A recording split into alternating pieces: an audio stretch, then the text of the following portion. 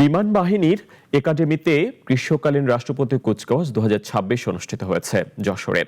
সকালে বাংলাদেশ বিমান বাহিনীর বিভিন্ন কোর্সের কমিশন প্রাপ্তি উপলক্ষে একাডেমির প্যারেড গ্রাউন্ডে এ কুচকাওয়াজের আয়োজন করা হয়।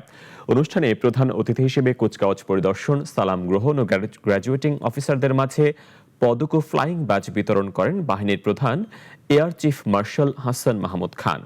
অনুষ্ঠানে কূটনৈতিক মিশনের সদস্য, সামরিক ও অসামরিক উচ্চ পদস্থ কর্মকর্তা সহ সংশ্লিষ্টরা উপস্থিত ছিলেন।